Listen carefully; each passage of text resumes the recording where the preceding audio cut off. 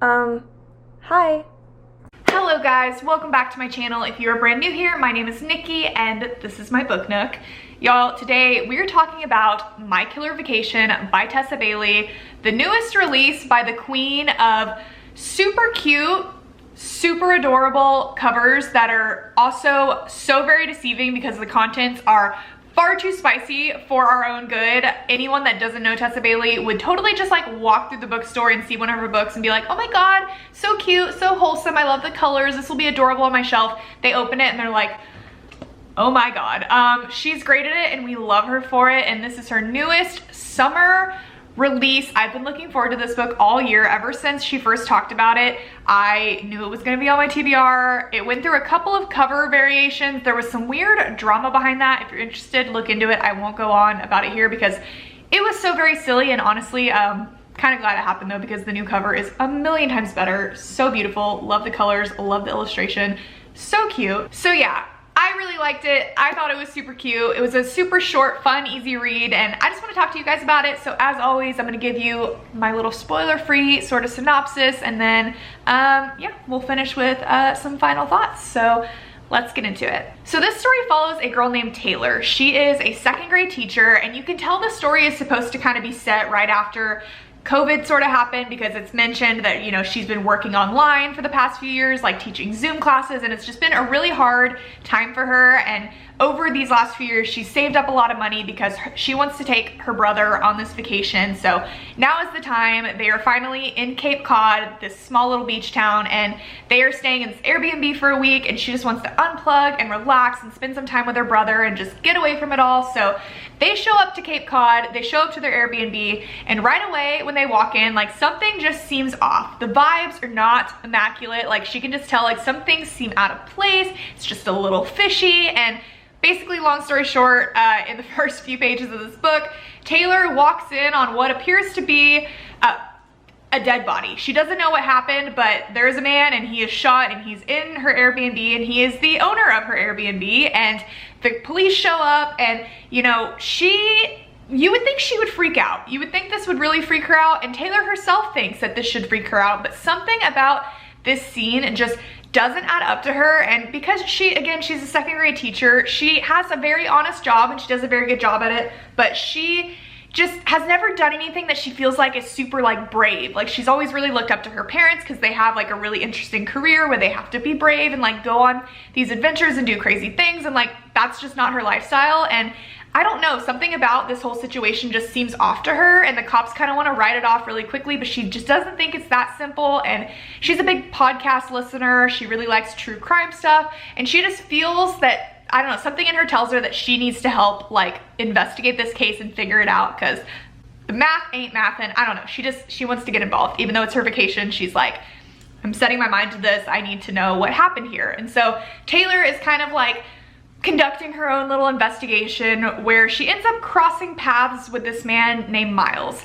Miles is a bounty hunter, and he has some sort of connection to a family member of the man that was murdered, and he owes them a favor. So he basically travels down to Cape Cod to investigate this situation, and it's very much a grumpy sunshine situation right off the bat. Like, Taylor is, you know, second grade teacher. She's very like, I want to solve the case, let's go. And he's like, I'm here to do my job. Like, he's just been a bounty hunter for a long time. Before that, he was like a cop and a detective. Like, he's really poured his entire life into his job, and it's kind of pushed a lot of people away from him and out of his life, and he's very just used to being like a lone wolf. And that's not what's going to happen here, because Taylor is determined to stick her nose in this business, and she might seem annoying to him right away, but of course she's also cute as a button, and he hates that he knows that she's cute as a button. And you can kind of tell like where this might go from there. Like, Taylor has always lived her life very much on the safe side, and Miles is the opposite of the safe side, so he's very intriguing. Again, she's on vacation, so looking for a good time. It was a very interesting story because obviously a lot of rom-coms don't typically involve like murder and murder mysteries and investigations and the suspense sort of thriller aspect of that.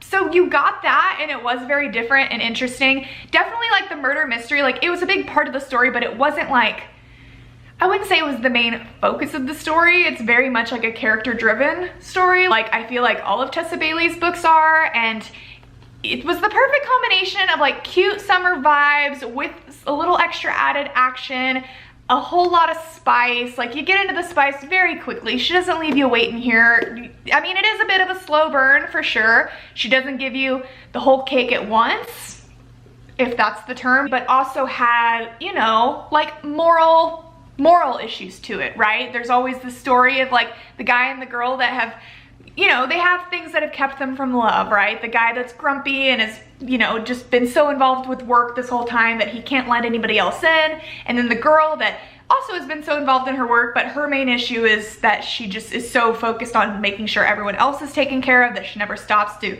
take care of herself. And she just always puts everybody else's happiness before her own and doesn't really take risks. So it's like a whole combination of that turned into a very cute summer read. I mean, I wasn't disappointed. A couple things that are funny to note, not really funny, but just interesting, is this book is self-published, which I always think is interesting. Like, traditionally published authors, whenever they do self-published books, I'm always like, what made you self-publish this? You know, like, was this just like a fun side project for you?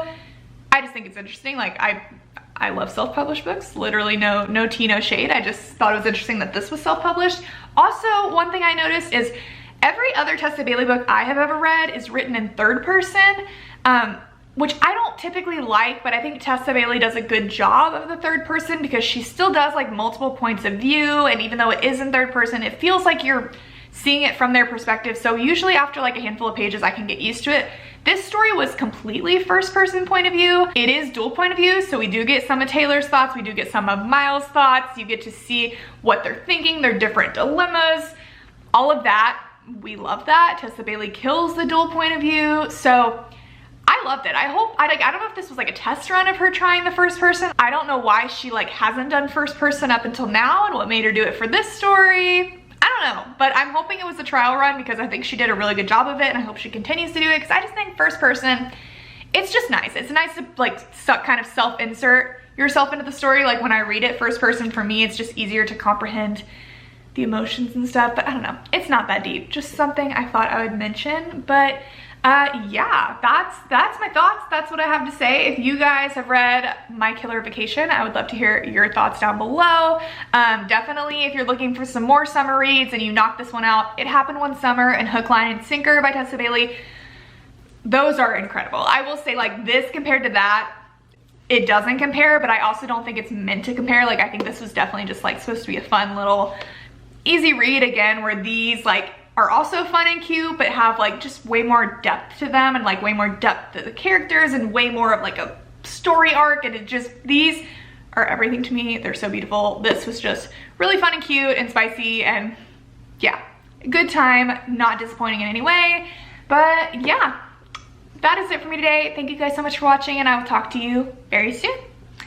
Bye.